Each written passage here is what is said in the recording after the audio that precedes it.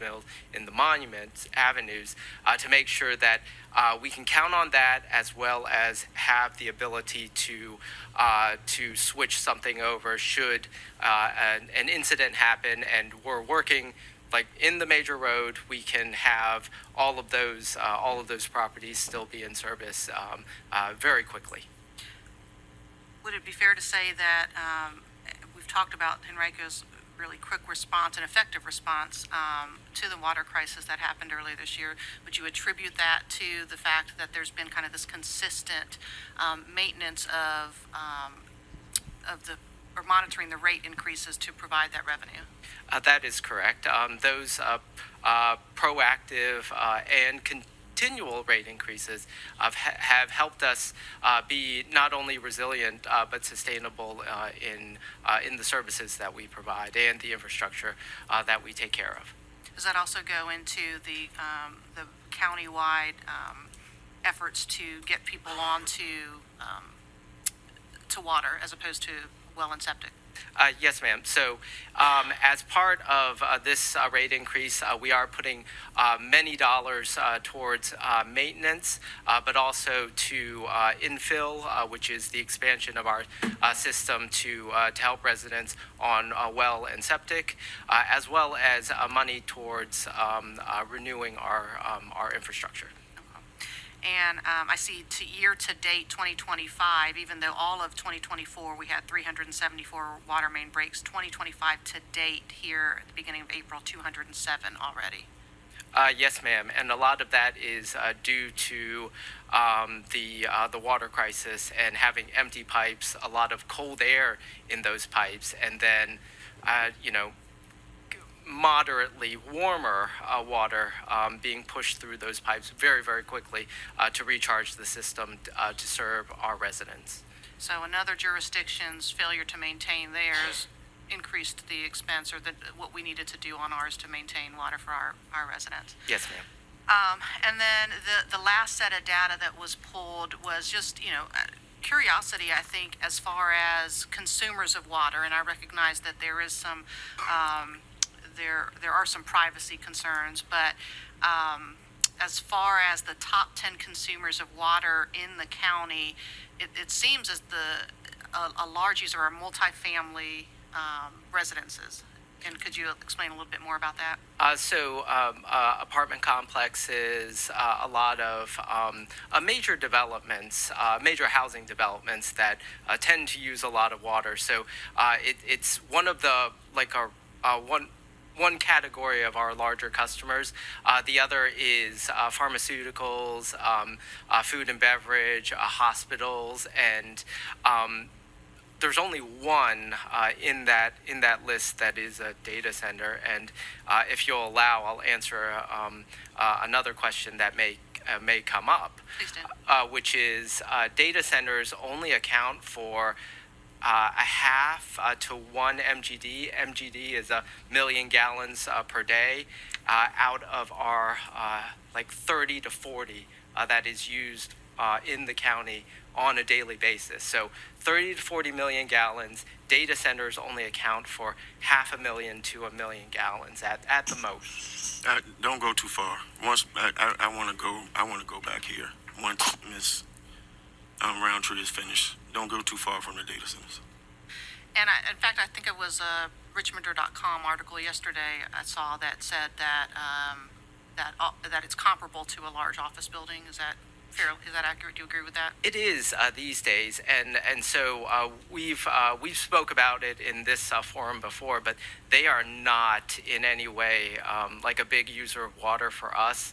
We don't count on them in the same way that we count on multifamily and hospitals, and you can probably guess the beverage company that is our number one customer. We would wish that we would have more of that because we're in the business of selling water. So is there, and how long have you been our director of? For 5 years now. Okay. Is there any truth, any basis to an allegation that the data centers are driving our water plan, whether it's, building new infrastructure, whether it's the rate increase. Could you speak to what impact or what influence data centers are having on our water planning? I would say minimal to none. Really, our water planning is to serve residents, and the board, through this water crisis and following the water crisis, initiated an effort to bring water from our treatment facility off of Three Chop across the county. And so a lot of what we're seeing in this 5% in this budget is for those efforts to serve all customers in Henrico with Henrico water, but not only that, to make sure that that infrastructure is resilient and sustainable, so that the things that we take care of the things that we need to that we count on, that serve us. And you use two words, resilient and sustainable, and I would throw in there equitable as well, because I mean, you were boots on the ground as we were going through that and in the aftermath of it, and there were hard questions that were asked, and I see Ms. Hutchinson here, and I know that we've had some hard conversations about making sure that our resources are dispatched equitably throughout the county. And so would you agree that as we are planning and figuring out where our infrastructure dollars go, and including as brought by this rate increase, which is completely consistent with what's been done historically in this country, that it is geared in large part towards equitable access to water throughout the country, or excuse me, throughout the county? Yes, ma'am. And one of the first conversations that I had with the manager when I was appointed was that, well, what do you want to do? And we were talking about universal access to public water, public sewer. It is not like we are not forcing anyone to connect, but we want it so that if you need it, it is in the street right outside your house. Thank you. So you're telling me that this is not, I say, this is a part of a big old plan that we have, and I think we need to just stop playing games. And 20 years ago, when we all were in our 20s, some group that was sitting up here decided to enter into a contract with the city that they knew 20 years down the road, the water treatment plant would fail after a snowstorm. And we are all a part of some great conspiracy theory to build a $328 million water line, not for the citizens that I run into every day at Publix or wherever I am in the district, who are frustrated that they didn't have water, who have questions about where we get the water from, and the many people that I've crossed in my 14 years of serving on this board who say, why can't I have access to water? But this is not about any of that. This is about, there is this big old conspiracy plan to run water throughout Varina, not for its citizens, but for data centers. Now, what is the usage again, Mr. Manager? I asked you this question earlier. In a tech park that is probably about 70% built out already, where are we with water usage in the tech park? So you recall we had a semiconductor that employed about 3,000 people.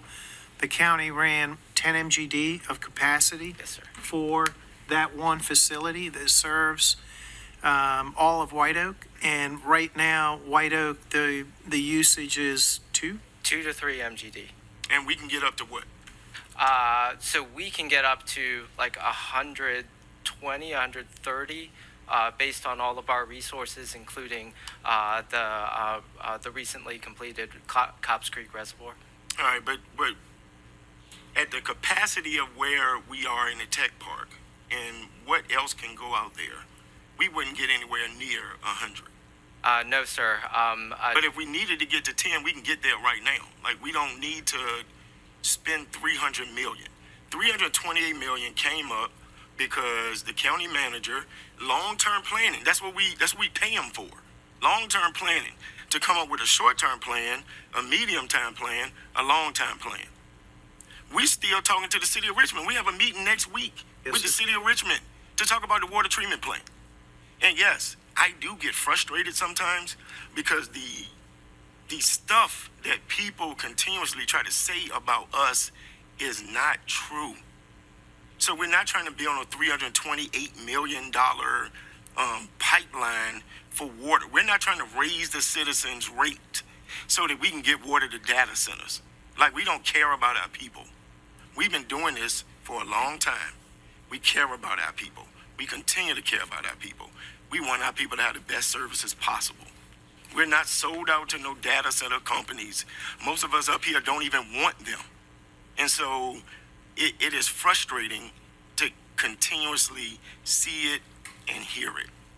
This rate change is something that we've been doing to try to keep up with our infrastructure costs. Not because boards of supervisors have been failing the county. That's not it. It just, the infrastructure costs money. That's what it costs. And to get money all the way out to Varina, it is going to cost. But we haven't even said that's what we're trying to do right now. And so it's unfortunate that mistruths. I'm standing on that. That's what I believe. It's not fair. And so you said $7 every other 35 month, cents, every other month. $3.50. Not trying to. And so let's say a customer can't pay that. We work with our customers, right? Oh, yes, sir, we do. Okay. So are we turning off water at this point? Only if you get to a really high balance. And even at that point, we're constantly talking with you saying, hey, can we connect you with these resources out there to help get the bill paid down? And we absolutely want to keep the water on. Because I just called you about a situation that was high. And between Senior Connections and some other places, they were able to help. So I don't know about cases where people's water is turned off. So again, this is no conspiracy, or maybe it is. And if it is, it's above my head, and I'm not smart enough to decipher it. But right now, I trust the people that work here, and I trust my colleagues. And so no, citizens, regardless of what you hear, we're not trying to run some game. This is real business. These are some real costs. And there's not one industry here that we're trying to blow up at the expense of our citizens. Thank you, sir. Any other questions for Bentley at this time? Yes, I do. Hold on, we're coming to you next, so come on up. You're next. If there are no other questions, we are in the midst of a public hearing. Anyone in the room that wishes to speak to this case can head towards the back